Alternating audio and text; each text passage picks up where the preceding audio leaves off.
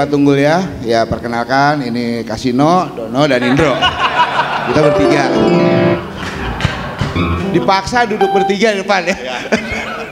Jadi perkenalkan dulu teman-teman, saya kesini deh tengah-tengah biar kelihatan di sebelah sini ya. Halo, abang-abang semua, selamat siang, mantap. Abang-abang di sini, mantap, ya mantap. Iya, siang ini saya Theodorus, saya mewakili alumni Pangudi Luhur SMA yang tadi sudah disampaikan sama Mas Theo ya. Jadi kami dulu di selatan, kalau Canisius ini di Jakarta Pusat gitu. Tapi kan lebih ke top anak Jaksel ya daripada anak pusat ya. Jadi dulu memang kami sekolah itu, jadi di Jakarta itu so far sampai saat ini ada 4 sekolah homogen. Yang 2 laki-laki semua, ada Canisius dan Pangudi Luhur. Yang perempuan ada Santa Ursula dan Tarakanita. SMA ya, kalau SMK-nya campur. Nah, kami di sini senang banget karena tadi udah disampaikan bahwa ini acara pertama ya, Pak Pras ya. Jadi pertama kali ada talk show, teman-teman di sini kita akan dengarkan nanti materinya Romo segala macam. Kita santai aja ya. Jadi lebih relax aja. Saya tadi sama Romo sempat surprise sih. Kita baru pertama kali ini ke Lapas Cipinang ya. Terus ada tempat seperti ini, ada bandnya segini. Bandnya keren ya, tepuk lagi tangan dong buat bandnya. Di Tangerang nggak ada yang kayak gini-gini. Nggak ada. Tadi saya ngeliat baca tulisannya Latucip apaan Latucip? Lancip, oh lah kelas 1 Cipinang, oke deh, mantap, keren. Nah siang ini saya akan membantu Romo Eko Wahyu tentunya. Romo Eko ini ngetop banget loh di YouTube ya, bukan main. Tepuk tangan dong buat Romo Eko. Terima kasih. Saya akan menjadi moderator, nanti teman-teman kalau ada yang mau bertanya segala macam silakan aja. Nanti kita dengerin materinya Romo dulu ya, jangan berlama-lama. Oke, Romo Eko Wahyu silakan. Amin, terima kasih. Shalom semuanya. Shalom. Pertama, sebelum saya memberikan materi sedikit, saya waktu berpikir dan merenung. Saya ke LP Cipinang baru sekali, LP Tangerang sering sekali. Tapi kesan masuk LP Cipinang ini tiba-tiba menyentuh hati saya, warga binaan. Jangan-jangan bukan mereka, saya juga adalah warga binaan. Kalau kita tidak mau dibina oleh Tuhan, kelak dibinasakan saudara-saudara. Bener nggak?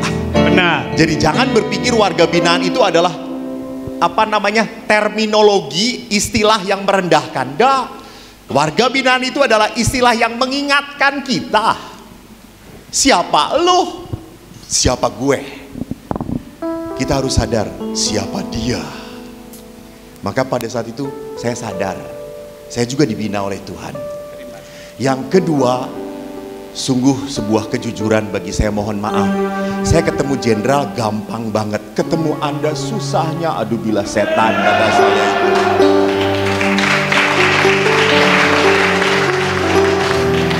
Semua harus dipretelin. Untung celana masih boleh dipakai saudara-saudara. Jadi ini adalah sebuah anugerah justru bagi saya bisa bertemu dengan Anda semua.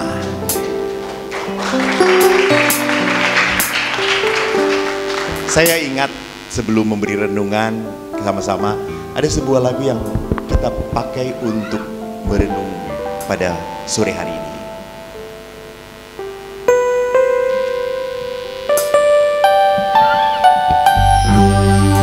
Tahu lagunya?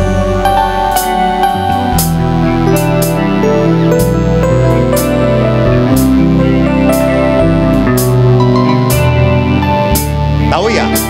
Ya sudah, jangan dinyanyikan.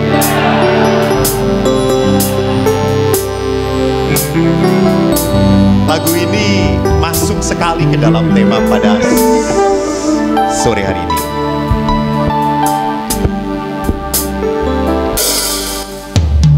Terkadang kita merasa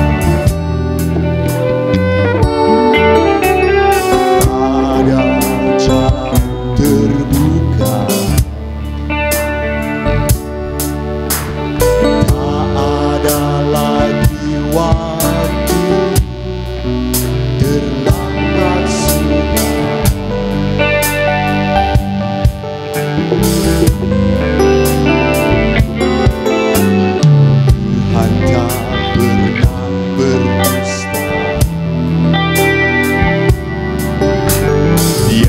selalu pegang janjinya.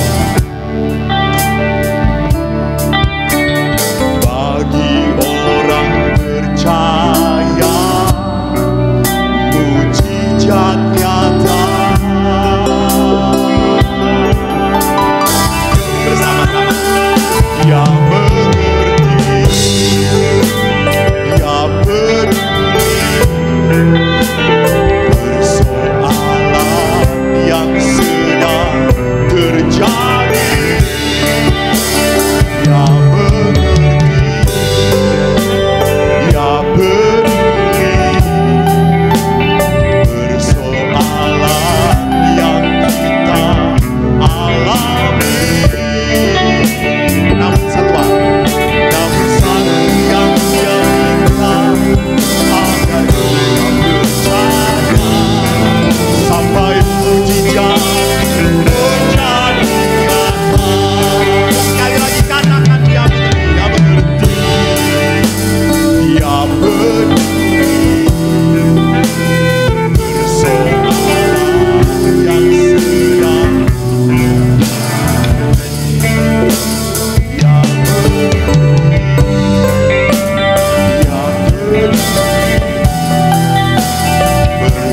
persoalan yang kita alami.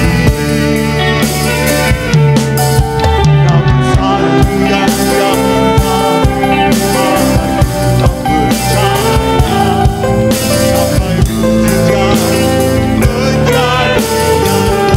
Namun satu yang dia minta, namun satu yang dia minta, agar kita percaya sampai mujizat menjadi nyata. Tepuk tangan untuk Anda. Saudara-saudari yang terkasih, kalau kita berkata apakah iman urusan Tuhan dan hidup urusan kita, rasanya tema ini, maaf, boleh dikatakan terlalu sombong. Jangan disejajarkan Tuhan dengan kita. Kita ini Tuhan dehem sedikit, mati lu, mati kita.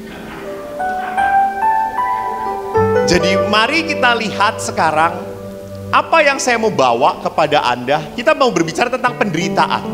Maaf, siapa yang tidak menderita di tempat ini? Betul, Anda gila kalau tidak menderita. Jadi penderitaan itu adalah bahasa Tuhan mendidik kita.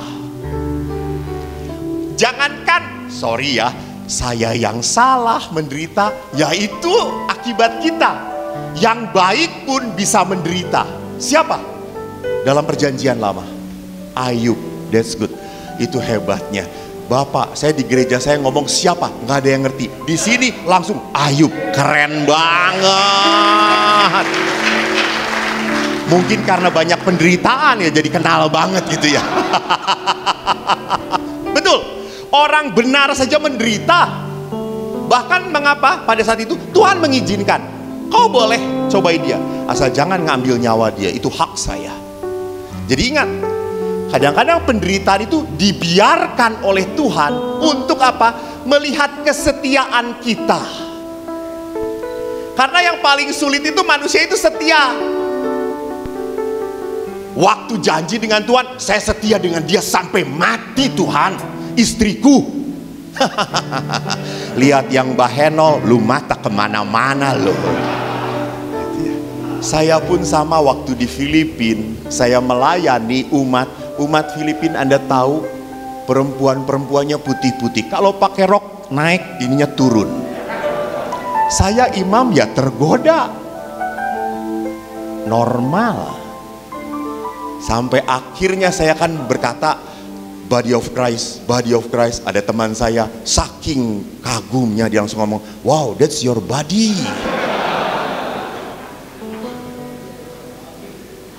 Jadi lihat bahwa jangan pernah berpikir hidup itu setelah kita mengikuti Tuhan akan serba dimudahkan. Dah.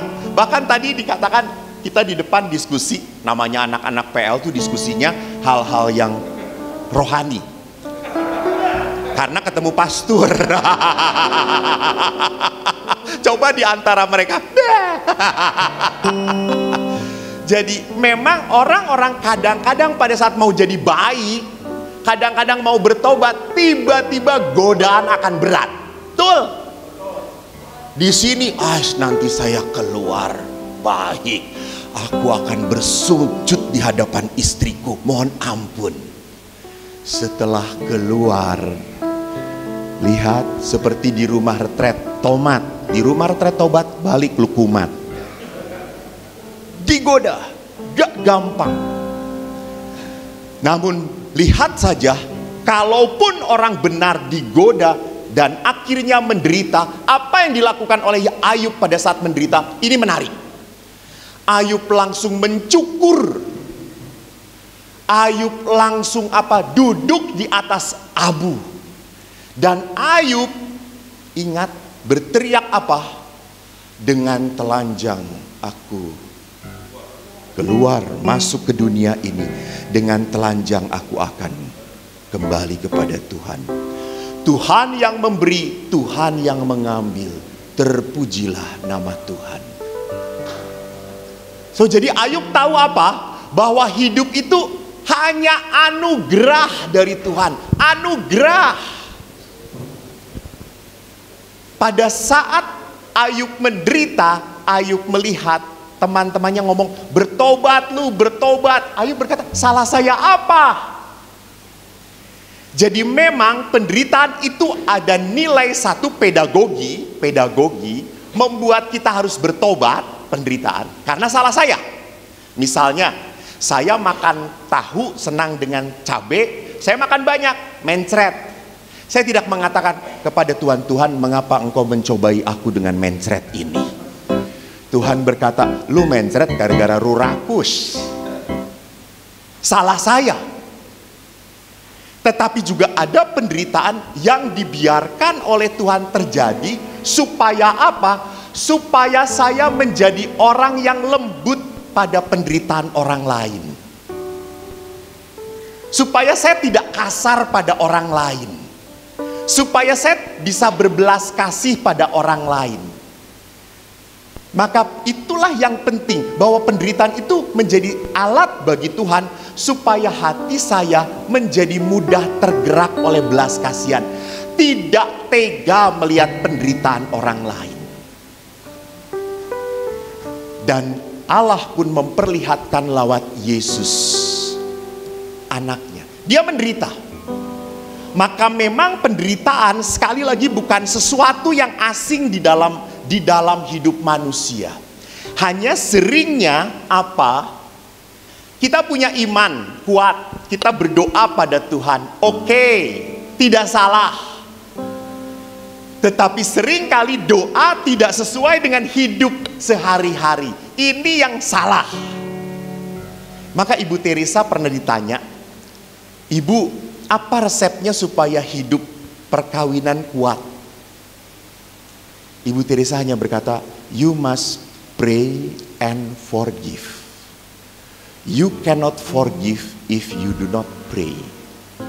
Jadi Ibu Teresa berkata, kamu harus berdoa dan memaafkan, mengampuni.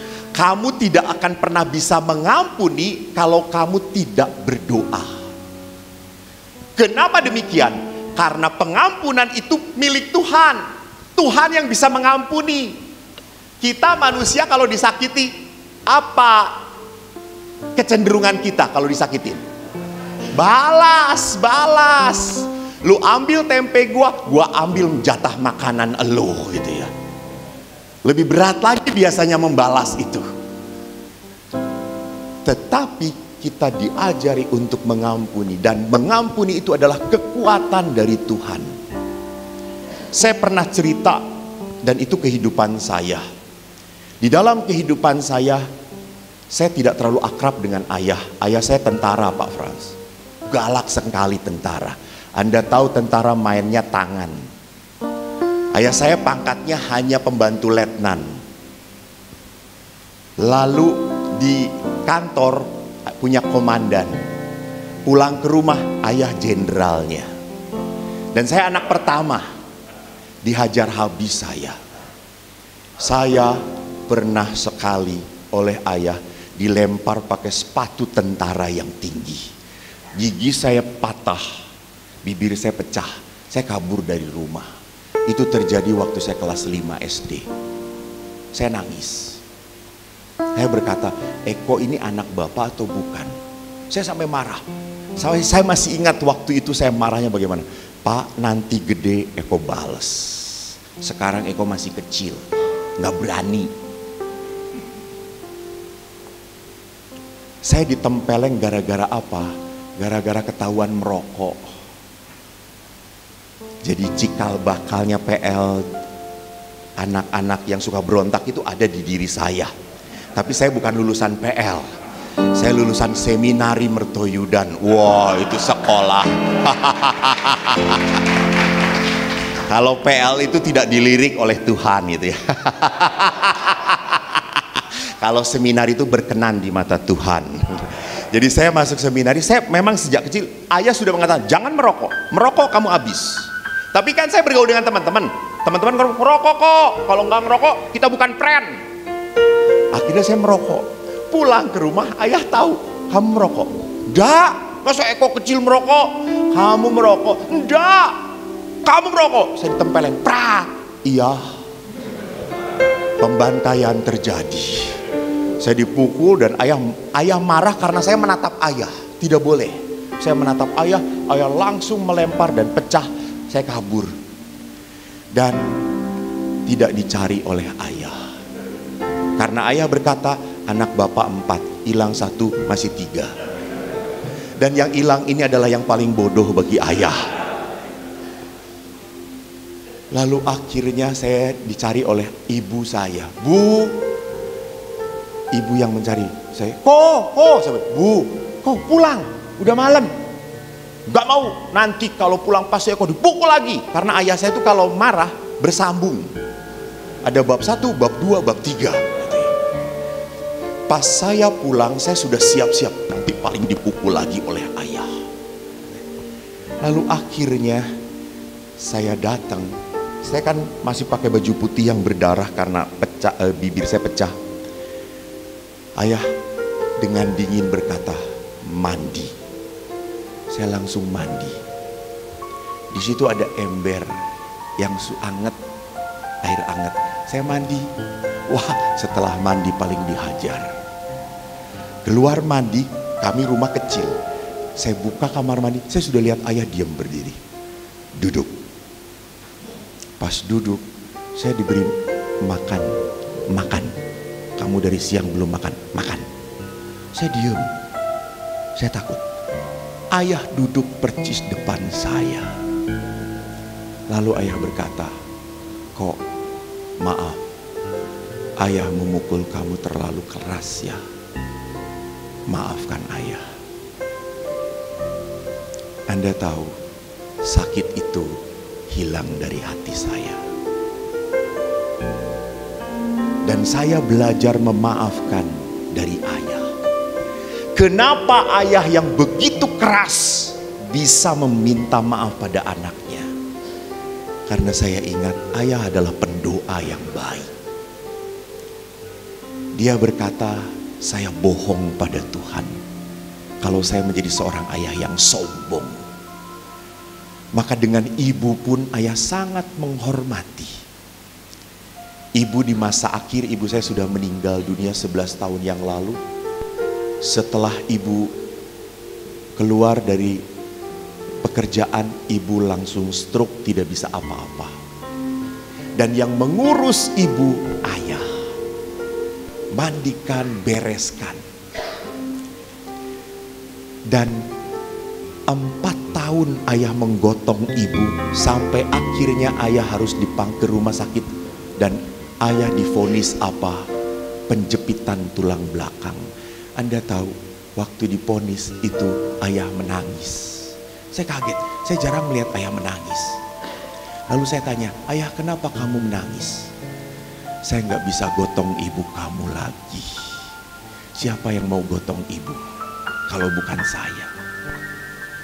Sehingga saya tanya, ayah kenapa kamu begitu setia pada ibu padahal sudah sakit, nggak mau tinggalkan. Enggak. Sewaktu muda dia sudah baik pada saya. Kalau dia sakit, jatah saya melayani dia. Jadi saya sungguh melihat keutamaan ini dari mana? Dari kedekatan dia dengan Tuhan. Hanya Tuhan, pada saat kita dekat dengan Tuhan, maka Tuhan pun memberikan apa? Hatinya kepada kita. Maka saudara-saudariku yang terkasih, kalau Anda melihat bahwa di tempat ini adalah penderitaan, maka Anda akan menderita. Tapi kalau Anda melihat di tempat ini Anda sedang dibentuk oleh Tuhan, maka Anda melihat ini adalah tempat yang penuh rahmat dan berkat bagi saya. Hanya pertanyaannya adalah, saya terbatas tidak ketemu dengan orang-orang yang Anda sayangi. Saya jauh. Saya tidak bisa setiap hari berhadapan dengan mereka, melihat mereka. Jangan pernah lupa Bapak Ibu, cinta itu tak terbatas. Cinta itu diseberang. Cinta itu menyeberangi tempat dan waktu. Maka apa? Cobalah doakan istri Anda, anak-anak Anda. Jangan pernah berpikir mereka nggak akan merasakan Romo. Kamu sontoloyo, kamu kampret, kata saya. Ingat, doa itu bergeraknya dengan iman, bukan dengan rasio. Doa bergeraknya dengan iman. Kalau tidak percaya, Anda datangi Santa Helena. Pastor di Helena yang paling terkenal mencabut nyawa adalah saya. Saya diminta orang sakit mendoakan, 2-3 hari dijamin meninggal. Pak Agus. Di lingkungan Pak Agus nggak mati-mati, saya datang 2 hari mati. Saya selalu berdoa, apa? Tuhan, saya tidak mau dia menderita berkepanjangan.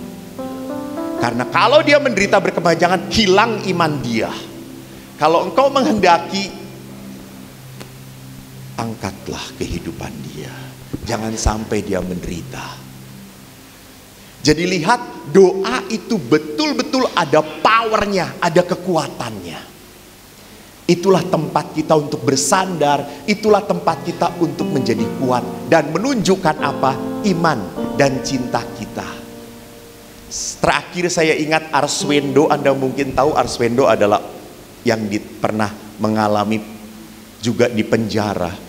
Waktu di penjara dan pulang, dia kaget lihat istri dan anak-anaknya berdoa. Dan dia tanya, kamu kenapa berdoa? Apa yang dimohon?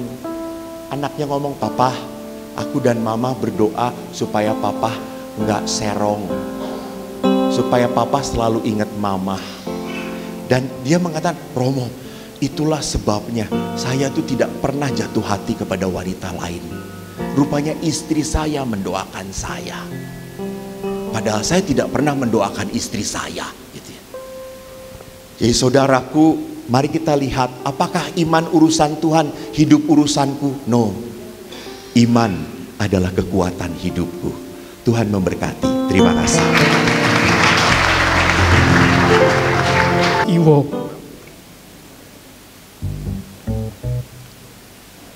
Dari penjelasan Romo itu memang saya punya kesimpulan bahwa iman itu berkaitan sekali dengan doa.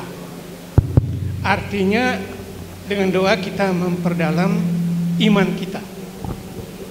Artinya juga itu sama dengan spiritualitas kita diperdalam. Apakah hanya dengan doa atau juga ada lain-lain yang bisa memperdalam spiritualitas kita? Itu saja, Mo. Terima kasih. Baik, Pak Paulus. Paulus ya. Terima kasih Pak Paulus. Ayo Mo, apakah hanya dengan doa kita memperdalam spiritualitas kita atau ada cara lain, Mo? Ya, menarik Pak Paulus. Spiritualitas itu dari kata spiritus, bukan spiritus minyak. Spiritus itu roh. Dan yang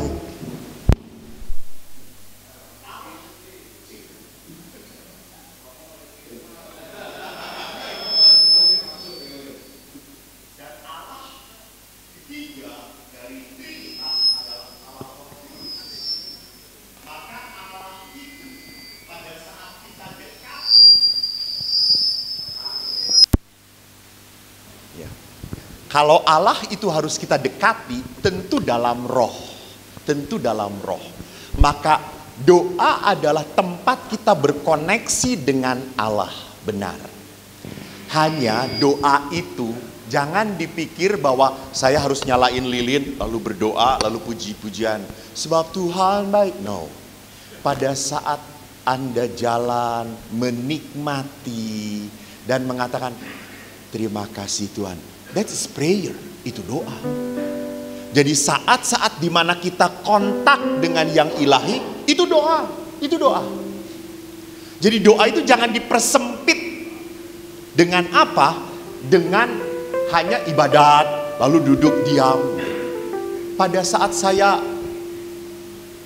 berjalan, lalu tiba-tiba saya ke pasturan, dikontak oleh seorang ibu-ibu yang menderita. Dia telepon saya, Romo, saya selama pandemi ini tidak punya apa-apa. Saya habis semua usaha saya. Baik Bu, Ibu datang ke pasturan, kata saya. Baik Romo. Lalu saya doakan.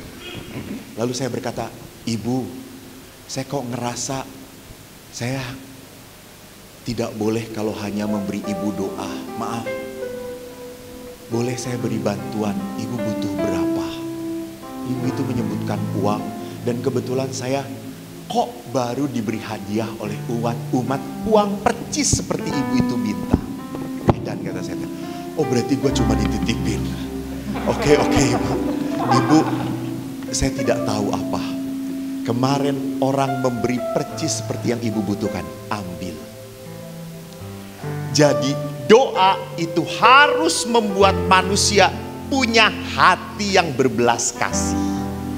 Di saat kita berdoa tapi hati kita keras, maaf, doa Anda omong kosong. Terima kasih Pak Paulus.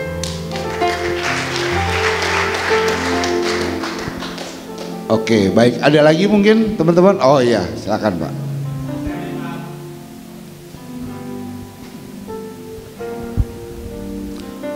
Terima kasih Romo Eko.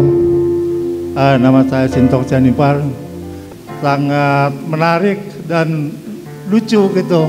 Dan semua tertarik. Bahkan berkali-kali tuh saya nonton. Begini Romo, saya di Lapas Cipinang ini sudah menjalani hukuman 5 tahun 9 bulan. Ya. Tapi sangat luar biasa. Awal-awalnya saya protes, berontak, kok saya masuk gitu. Bahkan 10 orang satu perkara dengan saya sudah bebas. Tapi dari antara 10 ini 3 diantaranya sudah mendahului, sudah meninggal Pak. Jadi 1 meninggal waktu ditetapkan jadi tersangka. Kemudian 1 waktu dia ditahan selama seminggu di Ruji, rumah Cipinang sebelah. Dan 1 setelah pulang 2 bulan, setelah pulang bebas, meninggal. Puji Tuhan, saya di sini masih sehat-sehat aja. Bahkan yang sangat luar biasa saya rasakan, dulu waktu di luar saya sering sakit-sakitan Romo. Sekarang di sini saya begitu sangat sehat. Ya. Salah satu yang saya ingat, saya dulu waktu di luar saya udah divonis kanker. Kanker walaupun stadium dini. Jadi penyakit saya kanker, kemudian gula, kolesterol, asam urat. Kira-kira 2 hari sebelum saya ditahan, artinya udah P21, saya check up. Rupanya semuanya itu yang tadinya positif jadi negatif. Artinya saya udah siap untuk masuk sekolah kehidupan. Ya, dalam perjalanannya Romo, terus terang waktu di luar saya dan mungkin teman-teman juga baca 1 bab aja Alkitab nggak nyampe. Tapi puji Tuhan di sini saya udah mau 3 kali dari Kitab Kejadian sampai Wahyu. Ya. Yang saya tanyakan Romo, waktu di luar Tuhan itu sangat jauh dari saya dan saya juga sangat menjauhi Tuhan. Tapi di sini semakin dekat. Yang saya rasakan waktu saya berdoa, Romo. Saya berdoa waktu anak saya ujian di Universitas Sumatera Utara, Fakultas Teknik Sipil. Saya minta didoakan dia. Pak, saya doain. Saya nanti ujian jam 2. Oke, nak. Kebetulan di kamar saya sendirian, saya berdoa jam 8 pagi.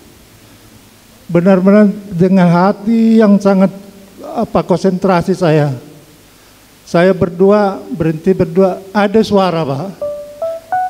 Waktu saya berdoa itu ada suara menyatakan bahwa anak kamu itu lulus dengan hasil yang memuaskan gitu.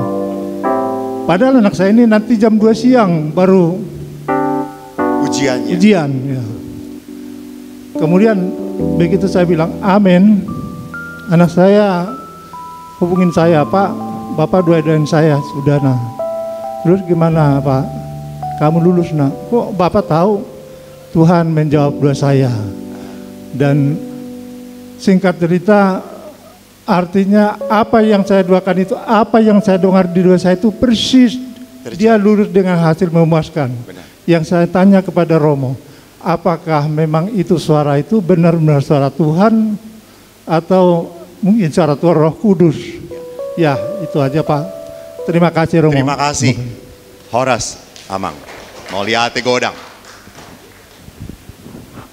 Jadi Pak Sianipar menarik sekali bahwa maaf kalau Anda tidak senang pada saya, kan sebentar lagi saya pulang juga, tidak mungkin dianiaya di sini gitu ya.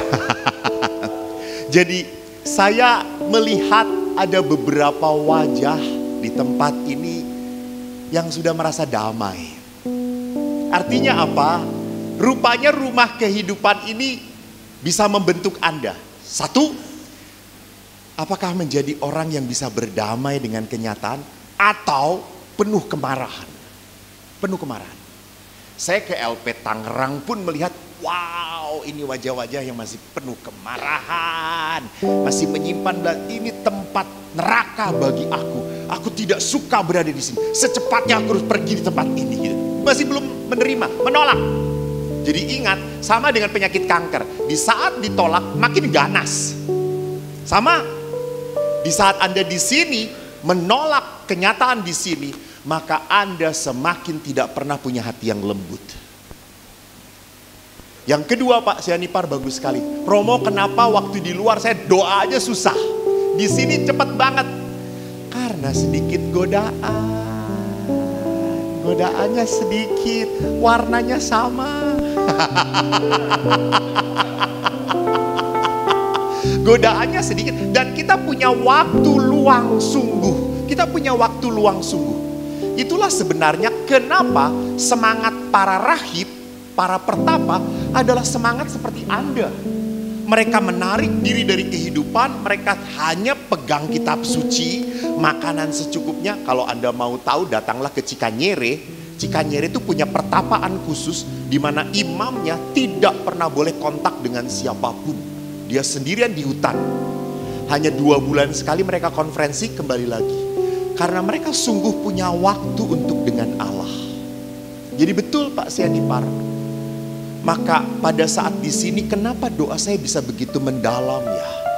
Kok saya bisa merasakan, bahkan akhirnya hati saya peka dan Roh Kudus pun tiba-tiba sebelum terjadi sudah mengatakan apa yang akan terjadi. Maka semakin bersyukurlah Pak. Kalau Bapak punya karisma ini, pakailah untuk mendoakan saudara-saudara Bapak. Ini adalah karisma, talenta, the gift from God. Sekali lagi, bukan karena kualitas hidup rohani Bapak, bukan. Tetapi karena kasih Tuhan. Jangan pernah lupa. Manusia itu diberi talenta, hati-hati. Kalau tidak sadar, malah menjadi kesombongan. Karena ada orang-orang, Romo, saya sudah bisa bahasa roh Romo. Bahasa roh saya pintar. Kata saya, ya Allah, gue bahasa Indonesia doa aja masih belepotan gitu ya. Jangan pernah membuat talenta itu menjadi sebuah kesombongan rohani. Nggak ada. Justru talenta diberikan oleh Tuhan kepada kita, sekali lagi, supaya kita dipakai menjadi alat Tuhan. Terima kasih Pak Sianipar, Tuhan memberkati. Baik, terima kasih Pak Sian. Oh, ada lagi di sebelah. Ada ya? Ada? Oke, baik. Mau nanya? Oh iya, silakan, boleh. Baik. Selamat siang, nama saya Yohanes Romo. Siap. Saya mau bertanya, pandangan Gereja Katolik menurut Gereja Katolik hukum karma itu gimana ya Romo? Ada nggak? Nah terus gimana pandangannya? Terus karena Romo tadi bilang Cikanere, tentunya Romo-Romo di sana bermeditasi kali ya? Iya benar. Nah itu meditasi secara Katolik itu gimana Romo? Baiklah. Ya, makasih Romo. Terima kasih Pak Yohanes. Yohanes ya? Baik. Tentang hukum karma. Apakah ada hukum karma itu gitu ya? Karma itu berarti apa? Anda menuai sesuai dengan apa yang Anda tabur. Ya atau tidak? Betul kan kayak gitu toh? Anda menuai sesuai dengan Anda yang tabur. Itu karma. Tetapi di dalam gereja, di dalam setiap agama ada hukum di atas hukum karma. Hukum apa itu? Aduh keren banget, lihat tuh saya suka di sini tuh kayak gitu langsung jawab, terima kasih. Ya Allah, Anda lebih keren daripada anak-anak PL yang datang ke sini dengan saya.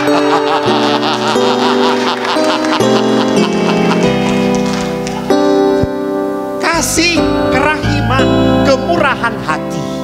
Kemurahan hati. Hanya jangan pernah berpikir begini. Saya sekarang bertanya ya pada oke, kita bagi dua kelompok, kepada kelompok dari tempat saya dan Anda semua. Kalau mereka salah, mereka menggantikan Anda tinggal di sini. Untung gua moderator doang. Justru moderator jadi pimpinan. Saya bantuin nanya doang. Ini pertanyaan saya ya. Nanti bagian Anda menjawab sama-sama. Kisahnya sama. Kita percaya Allah itu murah hati, betul? Allah itu berbelas kasih, betul? Allah itu maha pengampun, betul? Oke, kita deal ya, satu suara ya. Allah murah hati, pengampun, berbelas kasih. Hanya pertanyaannya, selama hidup saya tidak pernah murah hati. Saya tidak pernah berbelas kasih. Saya sulit mengampuni. Kelak di pengadilan terakhir, apakah Allah akan mengampuni saya? Ya, oke. Apakah Allah akan mengampuni saya?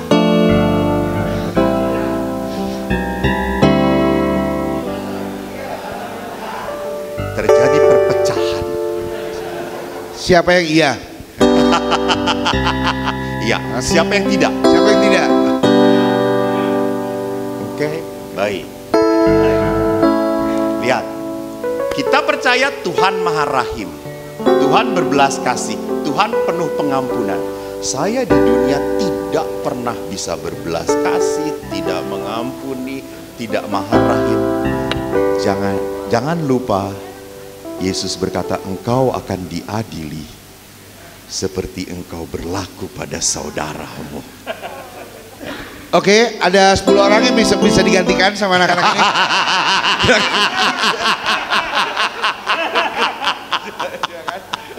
No,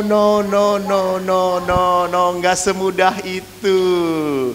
Jadi Allah belas kasih Allah itu diterima bukan, yes, gue udah jadi anak Tuhan nih, udah terberkati. Hidupmu kampret, ya kampret. Nggak bisa. Ingat Allah membeli 10, minta balik berapa? 20, 100. Allah itu membungakan kita loh. Allah tidak mau hidup kita pas-pasan. No way. Allah ingin hidup kita itu membawa berkat. Selama kita tidak pernah berbelas kasih, bagaimana mungkin Allah berbelas kasih? Ingat pada saat engkau mengatakan aku, Tuhan, Tuhan, siapa kamu? Kan Tuhan berkata, barang siapa memberi minum pada yang haus, memberi makan pada yang lapar, dia memberi makan aku. Jadi lihat Bapak Ibu, Inilah hukum belas kasih. Jadi pertanyaan kembali, apakah hukum karma terjadi? Di saat-saat tertentu bisa terjadi. Tetapi di saat-saat lain ada hukum belas kasih yang bisa membuat kita apa? Tidak menerima akibat itu. Jadi bisa terjadi, iya. Ada kasus kedua yang pernah ditanyakan pada saya, Romo, jadi orang Katolik itu enak. Karena di gereja Katolik itu ada pengampunan dosa. Ya. Jadi saya tanya, enaknya apaan? Romo, selama-lamanya dosa aja terus ya Romo. Mau mati baru pengampunan dosa. Kan dosanya dinolin. Lo sontoloyo kata saya itu. Tidak ada. Kita diampuni tapi tetap menanggung akibat dosa. Jangan lupa. Jadi kita diampuni, that's right. Tapi akibat dosa harus tetap ditanggung. Contoh, Anda berumah tangga dengan istri Anda tentunya. Anda mengkhianati istri Anda. Lalu Anda say sorry. Maaf, gue gak akan ngulang. Maaf, saya kilaf banget. Maaf, Beb. Gue gak akan lakukan lagi. Oke, Han, lu jangan lakuin lagi ya. Oke. Tapi suatu saat dia ngomong, gue mau ini reunian. Hey babe, Han, hati-hati ya. Lu pernah nyakitin gue. Sekali lagi pulang gue cincang lo. Jadi artinya apa? Pengampunan, tetapi kepercayaan dia pada pasangan berkurang. Ingat, dengan manusia kayak gitu. Tetapi pertanyaan saya, kalau dengan Allah akan seperti itu tidak? Cinta Allah tetap sama. Sebelum Anda berdosa, saat Anda berdosa, dan setelah Anda berdosa, bahkan sebelum bertobat pun, cinta Allah tetap ada.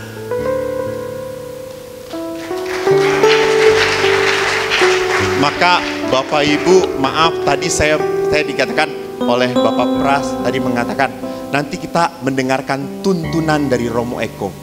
Aku merasa tidak layak saya menuntun. Saya mau membagikan apa? Saya hanya mau membagikan apa? Sukacita menjadi anak Tuhan. Saya bahagia menjadi pastor. Saya bahagia. Pernah ada seorang anak nanya pada saya, Romo tuh nggak kawin ya? Tidak, kata saya. Emang Romo nggak laku ya? Kata saya, sorry, dari dulu banyak yang ngantri. Kata saya, siapa? Ibu-ibu, kata saya itu. Lalu dia tanya, Romo itu kalau tidak menikah mau ngapain? Saya mau melayani Tuhan. Wah, hebat Romo. Berarti kalau Romo itu hidupnya melayani Tuhan, pasti nanti masuk surga. Lalu saya jawab, belum tentu nak. Oh belum tentu Romo. Yang ngatur masuk surga atau tidak itu Tuhan, bukan saya. Lalu namanya anak langsung ngomong, kalau begitu kasihan ya Romo, jadi Romo itu. Emang kenapa? Iya, sudah berkorban tidak menikah, melayani Tuhan, mati belum tentu masuk surga. Kasihan. Lalu saya tanya, nak, gue nggak nikah supaya nggak punya anak seperti lo, kata saya itu.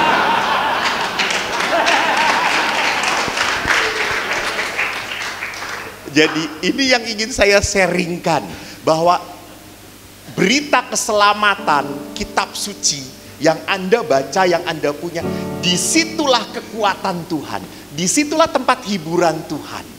Maka mari kita dekatkan hidup kita dengan apa yang Tuhan mau lewat bacaan itu. Pak Yohanes, meditasi semacam apa yang diajarkan? Isi kok Pak, meditasi itu mudah kok. Meditasi adalah apa?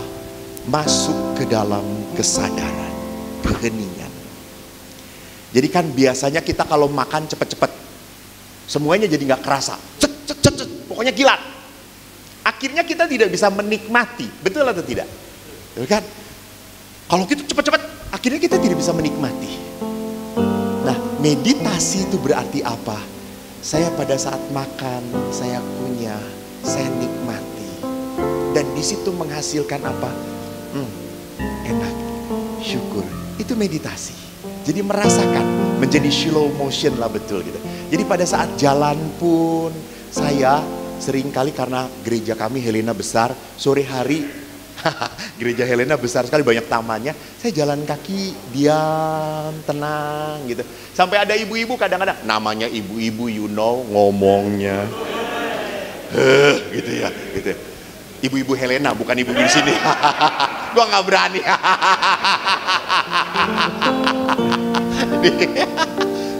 Jadi di komen, Romo itu ngapain sore-sore jalan kayak gitu? Bukan kunjungan umat, pelayanan pada umat. Kata saya, justru orang tidak akan pernah bisa melayani dengan benar kalau tidak bersatu dengan Allah.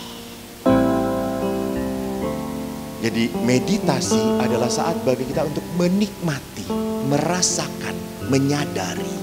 Di saat kita menyadari, merasakan, saya yakin hati Anda hanya dipenuhi dengan rasa syukur dan terima kasih. Pak Yohanes semoga menjawab. Terima kasih.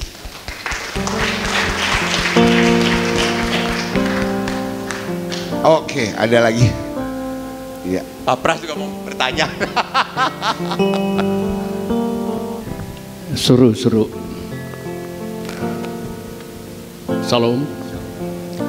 Sebenarnya tadi saya tidak mau Romo, tapi sedikit agak terusik gitu. Izin ketua, izin kawan-kawan semua. Nama saya Raymond Pardede. Saya seorang advokat, saya seorang ahli kepailitan dan ahli nyanyi. Begini Pak Romo, kemarin saya sudah lihat topik ini. Apakah iman urusan Tuhan dan hidup urusanku? Tadi malam saya jawab, iman urusanku, hidupku urusan Tuhan. Itu jawaban saya. Tadi saya mendengar acara soal, saya agak keluar sedikit, soal pengampunan dan memaafkan.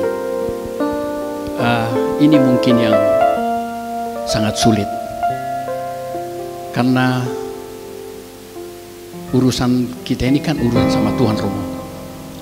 Memang sebelum saya masuk ke sini, dendam saya, amarah saya berapi-api di kamar itu. Maaf ya Tuhan kalau saya akan lepas. Ini kan terbuka kita ya. Jadi jangan kita berbicara manis-manis saja, karena Tuhan tahu. Kalau saya waktu itu yang menyakiti saya, mau saya habisin aja. Tadinya secara manusia. Tapi kan istri saya juga seorang dokter teologi ya. Ya. Hanya dia bilang, Pak, tinggalkan itu, lupakan itu, maaf, sorry. Sampai sekarang senpi saya itu nggak tahu disimpan di mana, sama dia nggak tahu.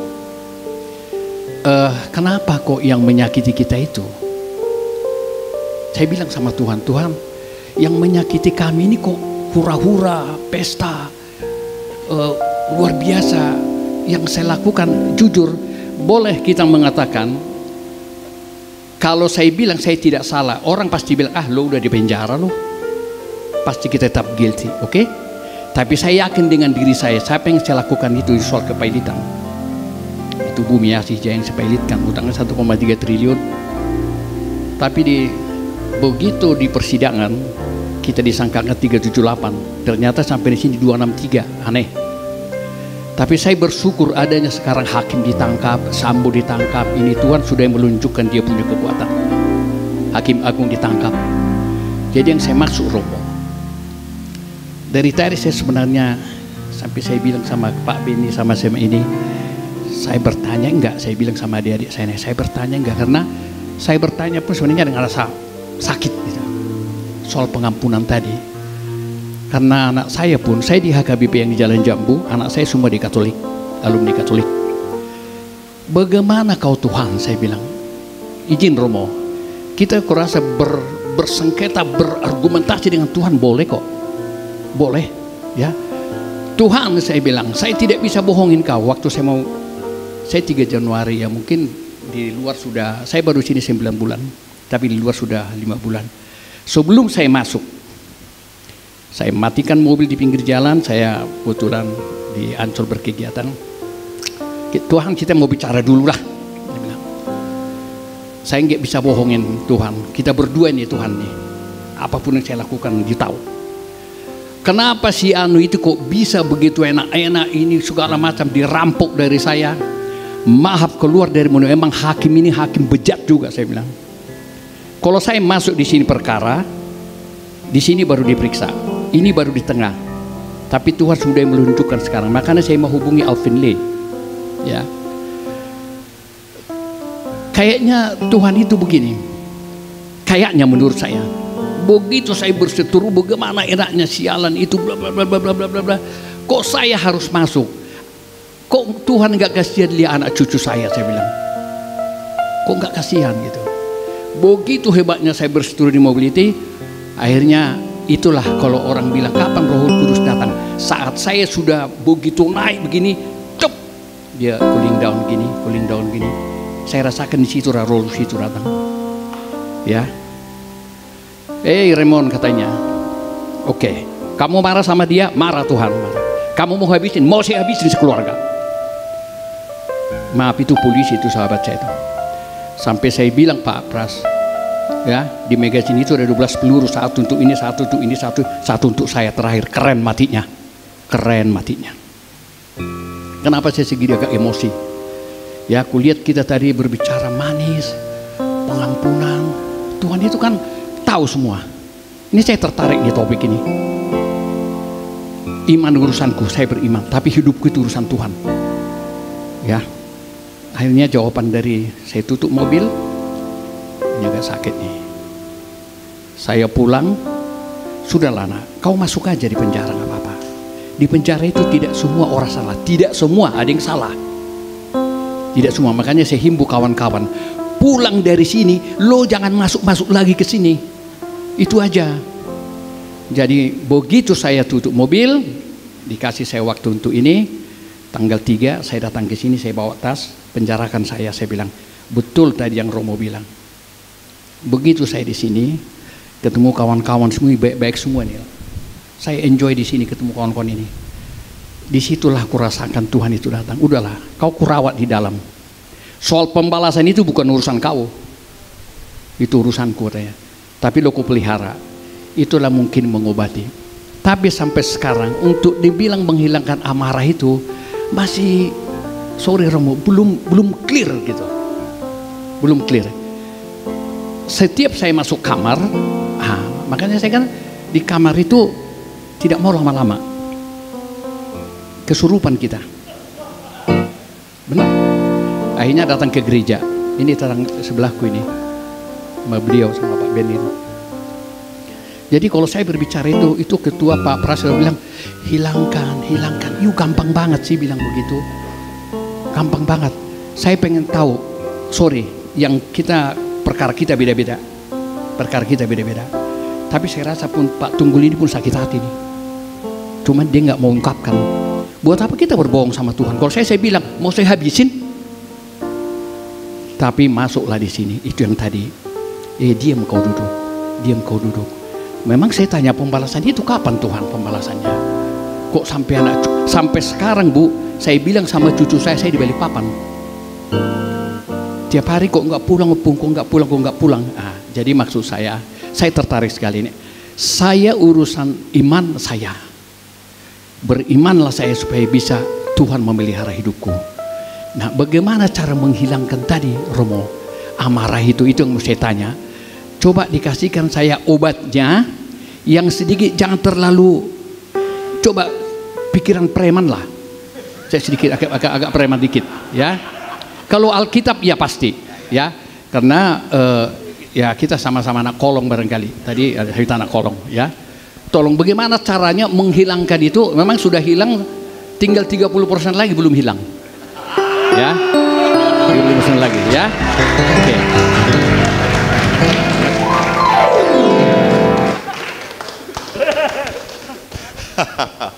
Saya jadi kelihatan di persidangan saya. Terima kasih Amang, sharing yang menarik, sangat manusiawi, sangat brutal, sangat merasa terpukul, terhajar, hidup tidak adil. Saya boleh marah pada Tuhan? That's right, boleh. Tapi tidak pernah boleh menyalahkan Tuhan. Karena di dunia ini ada kuasa kejahatan. Ada kuasa kejahatan. Ada si setan, ada si iblis yang punya kuasa, saudara-saudara. Jangan lupa itu. Jadi Tuhan melindungi, betul. Tetapi kalau orang yang lain, katakanlah yang dikuasai oleh iblis mau merusak kita, bisa-bisa. Tetapi tidak pernah boleh orang lain merusak iman kita, hati kita, kedamaian kita. Jadi memang tadi apa sih akhirnya, bagaimana Romo ini? Pak, ingat kalau orang sedang sakit, untuk mencapai acceptance itu butuh waktu. Butuh waktu untuk berdamai tadi. Jadi ada saat-saat tertentu saya marah. Pengalaman saya 25 tahun saya di rumah retret, tidak pernah dipindah-pindahkan. Pastor-pastor lain dipindah-pindahkan. Sampai beberapa umat itu tanya, Romo tuh enggak pindah-pindah karena bodoh ya? Terus saya berkata, betul. Saya bodoh, saya nggak pantas untuk memimpin umat. Sehingga saya di rumah retret terus, mendampingi anak-anak. Sampai saya pernah bicara dengan pimpinan, saya kok nggak dipindah-pindah. Yang lain sudah pindah, berpastoral kemana-mana, banyak paroki, banyak gereja dia layani. Saya tidak. Lalu pimpinan saya berkata, kamu mau jadi pastor, ingat kita mengikrarkan kaul. Pertama apa? Ketaatan. Kamu tahu ketaatan itu apa? Ya tahu. Jadi saya harus taat dengan pimpinan. Lalu dia mengatakan, karena kamu harus taat, maka sekarang kamu kembali ke Pratista. Tetap di sana. Jujur saya mau mengatakan, saya keluar jadi pastor. Saya keluar. Ngapain? Pimpinan semena-mena. Lalu saya ngomong kepada pimpinan rumah, saya mau mengundurkan diri. Terus pimpinan itu berkata, kau ingat, pada saat marah jangan pernah memutuskan. Karena kau tidak pernah dipimpin oleh Roh Kudus. Kau hanya dipimpin oleh roh kemarahan, kebencian. Maka apapun yang kau putuskan pasti kau sesali. Dan merusak semuanya. Akhirnya saya masuk ke pertapaan. 1 minggu saya diam. Saya tidak mau diganggu siapapun. Saya matikan semua alat komunikasi. Saya hanya doa hening. Sampai titik di mana saya berkata, Tuhan, rupanya Engkau menginginkan aku di rumah retret supaya aku bisa menobatkan anak-anak. Saya ingin membuat anak-anak ini punya iman yang kuat. Oke, baik, saya terima. Jadi Bapak, apa resepnya? Tidak ada resep, Pak. Yang ada adalah biarkan kemarahan ini tetap ada dahulu. Biarkan. Jadi orang kalau marah itu kalau ditutupin makin meledak. Saya toh sama, kalau kita berkumpul di tempat ini, kita tutup semuanya. Lama-lama apa? Pengap toh. Kita harus keluarkan. Maka betul, dalam istilah psikologi, psikospiritual, releasing the anger. Lepaskan kemarahan. Apapun caranya, lepaskan. Jangan dulu mengampuni. Maaf. Jangan dulu mengampuni, jangan. Itu tahap yang gak gampang. Jangan dulu memaafkan. Marahlah dahulu, enggak apa-apa. Silakan. Kalau Anda merasa bahwa ini tidak adil, enggak, gua kalau bisa membuat ngomongin anjing-anjing dengan orang ini, ya kasih fotonya, ngomongin anjing lu, biar puas. Biar kita lepas. Karena tidak pernah boleh kita menyimpan kemarahan, itu akan merusak diri kita. Kita harus lepaskan. Baru setelah itu terlepas, roh Tuhan bisa masuk kepada kita. Selama di dalam masih ada roh kemarahan, roh ketidakpuasan, maaf, Allah tidak pernah bisa membentuk kita. Semoga menjawab, tidak apa-apa tidak memuaskan, karena saya bukan pria pemuas. Tuhan memberkati. Terima kasih Romo. Terima kasih. Di luar ada Pak Tunggu. Gimana sobat di luar? Ayo. Ada sukacita? Ayo. Ada yang mau bertanya? Ada yang mau bertanya atau ada? Ayo, sementara belum Oke. Mas Theo. Oh, Pak Pras, boleh. Monggo, Pak. Thank you. Ini Romo makin sore makin menarik ini Romo. Baik, sepertinya sudah buka-bukaan ini kita nih. Makasih Opung ya. Mungkin teman-teman juga yang mau bertanya silakan. Kalau memang itu ada kesaksian di dalam hidupnya. Romo mohon izin, saya tadi sudah memperkenalkan diri. Saya ini polisi Romo. Kalau polisi itu tugasnya melayani, melindungi, dan mengayomi masyarakat. Nah, di dalam perkara saya ini sebenarnya melakukan apa yang diperintahkan Tuhan, yaitu kita harus memiliki kasih kan. Nah, karena kasih sayang berkelebihan sehingga saya ditangkap Romo. Yaitu dengan membuat surat jalan Saudara Joko Chandra. Saya buat itu Romo. Karena saya melihat dia ini sudah umur tua, kemudian datang sudah di Pontianak di Indonesia mau ke Jakarta. Saya buat itu surat jalan. Karena yang diajarkan Tuhan. Berkelebihan kasih saya Romo. Nah, kalau tadi berbicara sakit hati Romo, saya pun sakit hati Romo. Saya merasa bahwa sudah berterus terang, katanya kan harus jujur kata Tuhan. Waktu ditanya oleh tim pemeriksa itu, apakah saudara membuat surat jalan? Saya buat, saya bilang. Apakah saudara menerima uang? Saya bilang menerima, sampai uang itu saya kembalikan. Dengan maksud adalah ada pemaaf Romo, ada pengampunan dari institusi saya. Tapi ternyata tidak. Saya tetap diproses dan saya tetap diadili dan saya sudah menerima vonis ini. Saya sering berdiskusi dengan Opung. Opung sakit hati, sakit hati. Saya pun sakit hati Romo, sakit hati. Sama seperti yang tadi disampaikan tentang penderitaan Ayub. Pertanyaannya saya sebenarnya Romo. Katanya pencobaan-pencobaan yang kamu alami itu bukan dari Tuhan. Tapi apakah penderitaan-penderitaan itu seizin Tuhan Romo? Ya. Yang mengalami pasti tahu. Dan sepertinya di sini banyak yang merasa menderita Romo. Karena apa? Karena banyak orang yang lebih senang kita di sini daripada kita di luar. Karena banyak ketika kita ditangkap itu doanya tuh doa yang negatif Romo. Syukurlah. Syukurnya bukan syukur maksudnya mensyukuri, ya syukur. Mensyukurin gitu loh. Kamu ada di situ. Netizen yang nggak tahu dia sudah menghakimi kita. Padahal nggak tahu masalahnya. Nah ini yang kadang-kadang kita terpuruk Romo. Kita sakit, kita jadi goyang, di sini istilahnya goyang Romo. Ya. Kita akhirnya pahit Romo, kepahitan terhadap orang-orang yang membawa kita ke sini, ya itu tadi, sehingga timbul dendam tadi.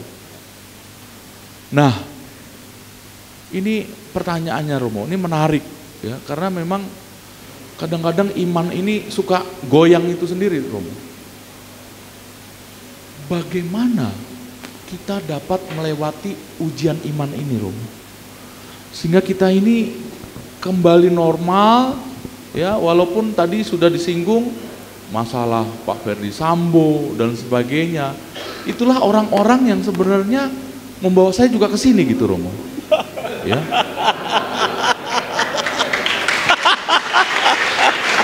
Loh, jangan bangga pangudi luhur. Saya juga bangga dengan Akademi Kepolisian.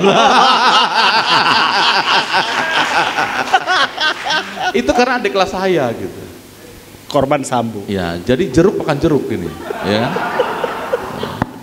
Jadi, tapi Romo, ternyata memang kehidupan di sini itu mengubah kita menjadi orang yang kenal dengan Tuhan. Orang yang mengerti akan firman Tuhan. Di Mazmur 109, saya nggak tahu, saya hanya baca saja. Itu doa tentang orang yang kena fitnah. Di salah satu firmannya mengatakan bahwa jabatanmu akan diambil, istrimu akan lupa saya, pokoknya di ayat 8 itu mengatakan demikian, dan anak-anakmu tuh akan susah gitu. Dan itu terjadi, Romo.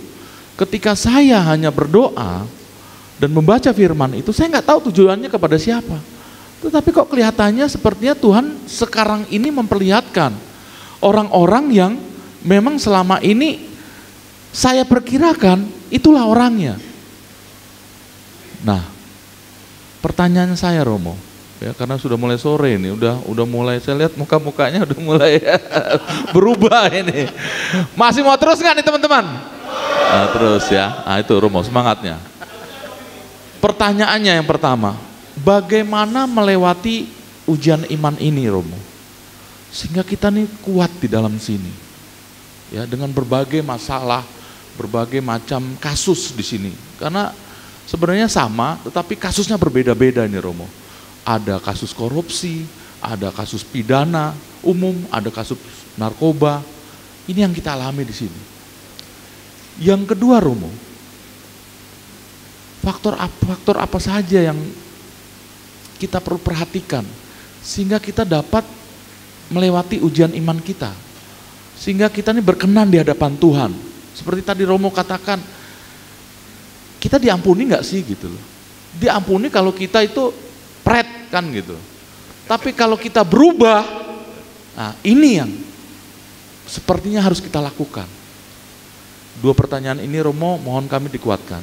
Tuhan Yesus memberkati. Terima kasih Pak Pras, terima kasih. Opung, mana Opung? Sudah tidak ada. Dalam persidangan kan kalau melarikan diri berarti tidak setuju dengan ini. Opung dengan Pak Pras, terima kasih. Saya langsung tadi merenung.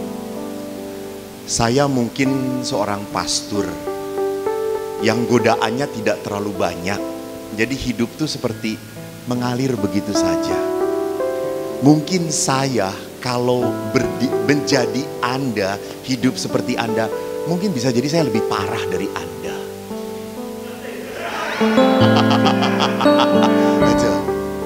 Jadi menarik bahwa toh di dalam kehidupan kita dibentuk oleh pengalaman. Dan terima kasih sharing-sharing yang begitu mendalam. Bahwa walaupun saya menerima hukuman, tapi di satu sisi bahwa ini terjadi karena orang-orang itu. Saya harap ada keadilan setelah saya membuka, kok ada peringanan, ada apa, oh dia jujur, dia baik, oke. Dia mengakui, oh oke. Rupanya tidak. Jadi malah akhirnya menjadi batu sandungan gitu ya. Menjadi apa, pemberatan kepada saya. Betul. Dan saya tidak terima. Lalu bagaimana akhirnya saya yang sudah berada di sini untuk mencoba berdamai. Doa semacam apa? Katakanlah gitu. Saya teringat Pak, sewaktu Yesus di Taman Getsemani. Ingat, di Taman Getsemani penginjil Lukas bagus sekali mengatakan, tetes-tetesnya akhirnya seperti apa? Tetesan darah. Karena saking menderitanya. Saking menderitanya. Dan waktu itu Yesus ngomong kepada para murid apa? Berdoalah dan berjagalah. Yesus mengatakan berdoalah dan berjagalah. Kenapa? Karena peristiwa nanti yang akan dihadapi berat banget. Kamu tidak akan kuat kalau nggak berdoa dan berjaga. Yang terjadi para rasul malah apa? Tidur. Dan setelah ditangkap, apa yang dilakukan oleh para rasul? Kabur. Kenapa? Tidak berdoa. Nah ini, saya tetap tidak pernah akan melepaskan kata yang dikatakan oleh Yesus, berdoalah. Kenapa? Karena banyak di dalam kehidupan hal-hal yang di luar logika. Banyak kita diperalat, banyak kita yang menjadi penderita. Dan kita tidak akan pernah bisa kuat, tahan kalau kita tidak berdoa. Nah, tolong kalau ditanya doanya seperti apa yang benar. Ingat Anda Bunda Maria, di dalam doa Bunda Maria selalu berkata, aku ini hamba Tuhan, hamba Tuhan. Jadi dia meletakkan dirinya sungguh di depan Tuhan sebagai yang tidak layak dan tidak pantas. Maka kalaupun begitu banyak kejahatan, penderitaan boleh menghantam hidup saya, menghantam keluarga saya, tetapi jangan sampai kejahatan itu mengambil cinta Tuhan dalam hati saya. Maka disinilah Bapak Ibu yang terkasih, tidak mudah untuk doa apa? Menyerahkan. Karena Teresia Avila pernah berkata, doa itu apa? Membuka tangan pada Tuhan. Lalu Tuhan melihat apa yang kita punya. Kadang-kadang Tuhan mengambil apa yang kita punya dan naruh sesuatu dan disuruh genggam sekarang. Kemarin saya baru mendapatkan sharing dari seorang ibu muda. Baru 7 tahun menikah dengan 2 anak. Dia tinggal di Kendari. Suaminya dirawat di Jakarta. Karena apa? Gagal napas. Langsung larikan ke Jakarta. Hari Sabtu sudah merasa enak, suaminya minta keluar dari rumah sakit. Istrinya berkata, "Pak, kamu ini keras kepala. Kalau dokter mengatakan belum, diam di rumah sakit. Kamu ini dari dulu keras kepala, gak pernah bertobat-tobat. Sudah diam." Istrinya gak pernah nelpon lagi. Hari Sabtu, Minggu gak nelpon. Senin mendapat kabar suaminya meninggal dunia. Anda bisa merasakan betapa terpukulnya ibu ini. 9 bulan tidak pernah bisa memaafkan dirinya sendiri. Dia merasa salah sekali. Bahkan dia pernah mau bunuh diri. Putus asa. Dia mengatakan, saya yang membunuh suami saya. Jadi perhatikan, doa itu seperti tadi. Kita nampar pada Tuhan. Kadang-kadang saya harus menggenggam hal-hal yang saya genggam menyakiti saya gitu, menusuk saya. Tetapi apa?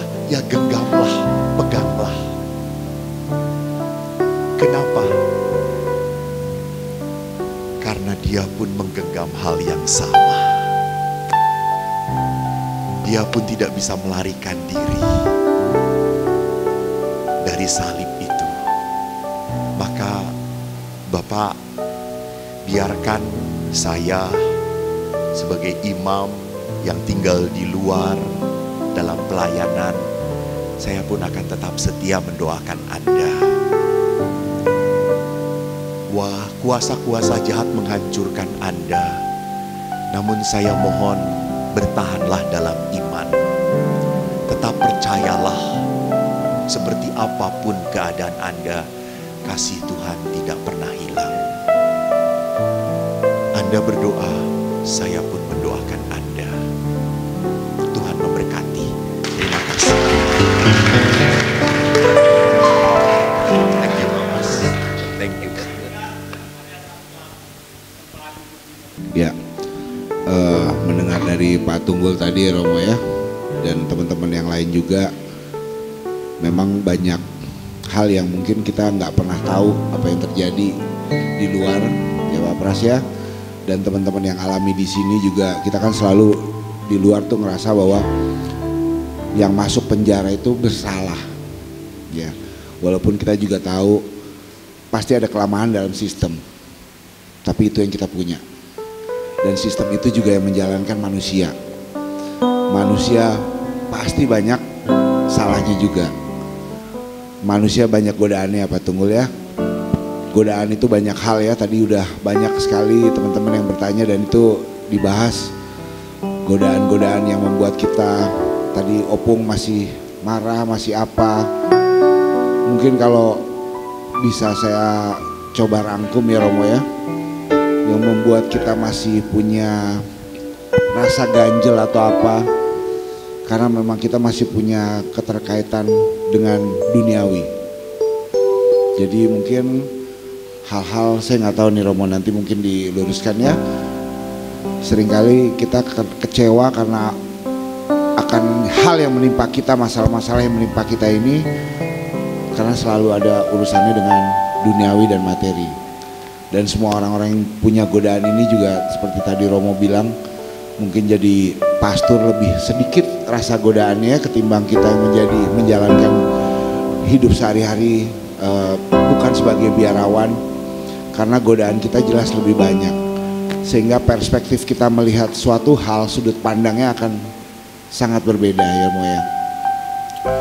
Nah mungkin tadi Pak Tunggul juga sudah sampaikan juga, mungkin ada tips terakhir ya Romo ya, bagaimana kita menurunkan perasaan-perasaan putus asa pertama, kemudian membentuk harapan baru, walaupun terkadang beberapa teman-teman punya kasus yang dan vonis yang berat ya. Dan mungkin juga bagaimana tadi seperti Opung Raymond tadi sampaikan gitu ya, bagaimana mengikis rasa dendam ini. Romo udah sampaikan ya, berjalannya waktu pasti kita akan lama-lama mulai merasakan. Tadi Opung juga sampaikan ya, oh setelah gue di sini gue merasa nih ada Roh Kudus yang berbicara. Sebelumnya dendam, dan ternyata ada jalan Tuhan yang menyelamatkan Opung masuk sini. Kalau tidak, Senpi itu udah jadi barbuk jadinya. Sehingga ini adalah jalan Tuhan untuk menyelamatkan Opung sebenarnya, untuk masuk di sini. Kalau menurut saya, kita nggak pernah tahu, kayak tadi Romo bilang, berdoa itu membuka tangan. Apa yang kita genggam, kita bawa, seringkali saat itu melukai, menyakitkan. Tapi kalau misal kita menggenggam duri begitu lama, ternyata akhirnya tangan kita kapalan untuk masalah yang lain, ternyata kita lebih kuat, kita lebih tahu cara menghadapinya. Nah ini berkaitan dengan acara kita sore hari ini, diskusi kita, ngobrol-ngobrol kita segala macam. Tertulis ya jelas di sini. Jadi apakah memang iman dan hidup itu urusan siapa? Urusan Tuhan kah, urusan kita kah? Tapi ternyata semuanya itu berkaitan ya. Nah, mungkin teman-teman sekalian, terima kasih atas kehadirannya sore ini. Dan mungkin Romo Eko mungkin bisa menutup dengan memberikan tips terakhir, atau jangan terakhir, dan doa serta berkat ya buat teman-teman yang menghadapi masalah. Silakan. Terima kasih. Para saudara-saudari. Ini teman-teman di luar dengar ya. Ini ada pesan terakhir dari Romo yang penting. Pesan ya. terakhir seolah-olah Jangan saya mau masuk MAP surga. dan kita pulang segar.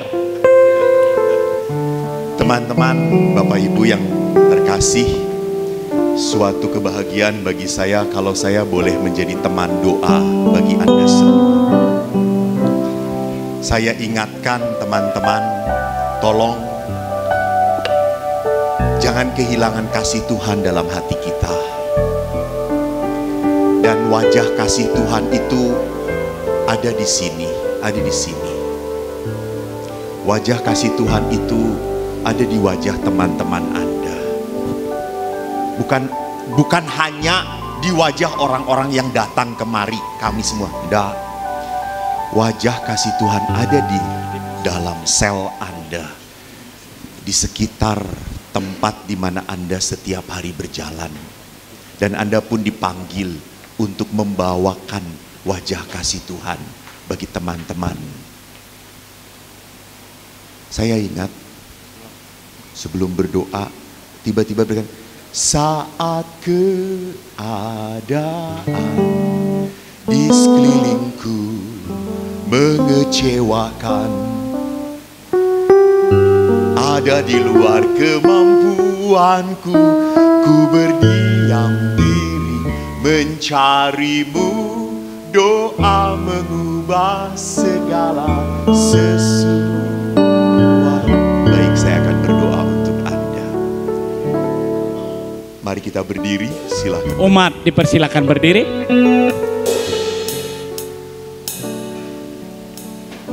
Dalam nama Bapa dan Putra dan Roh Kudus. Amin. Amin.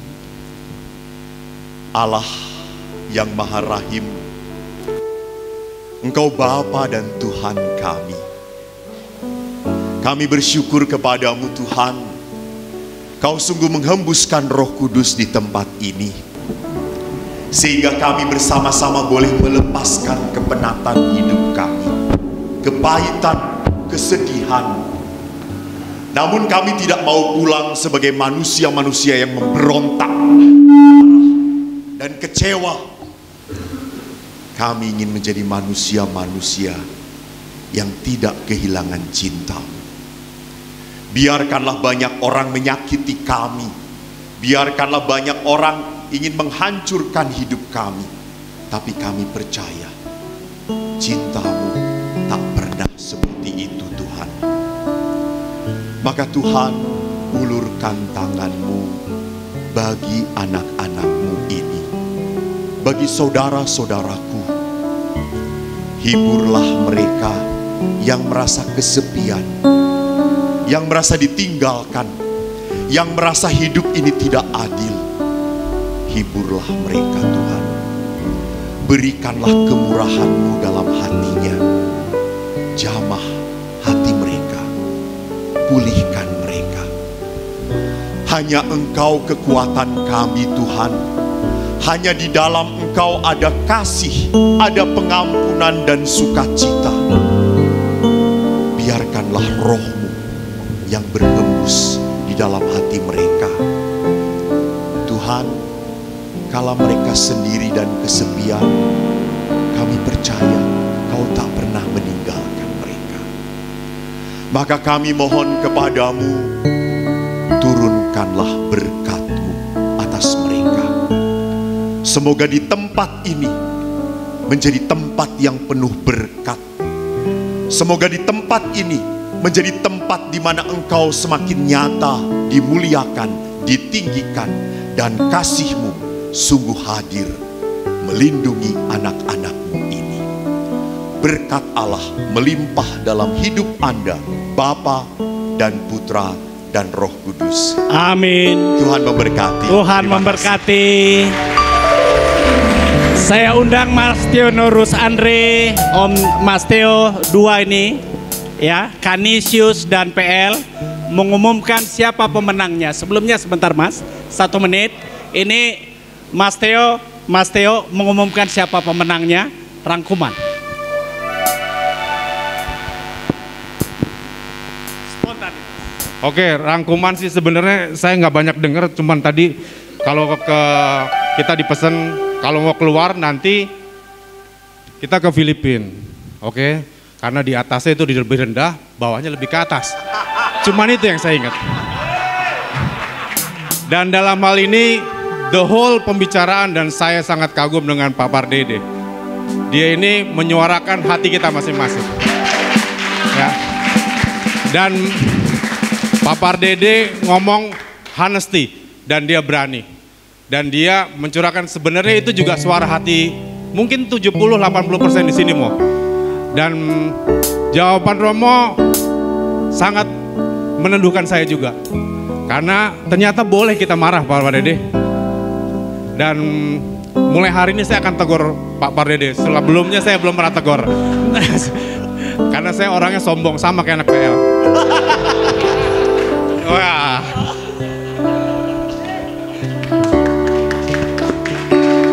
Ya, saya sangat terima kasih acara ini. Saya bilang sangat baik untuk saya dan teman-teman di sini semua. Dan ini dibantu oleh Ikatan Alumni PL, ada KKT, ada dari Rawamangun, terus tim Katolik di sini bahu-membahu, juga dari Pak Gereja Ketua. Jemaat Petrus yang sangat memfasilitasi dengan meriah dan baik ini. Dan semua mudah-mudahan keluar dengan bersemangat semua. Sudah Bang. Kita di lapas Cipinang ini masih ada buah-buah karya dari Tuhan, yaitu ikan yang enak.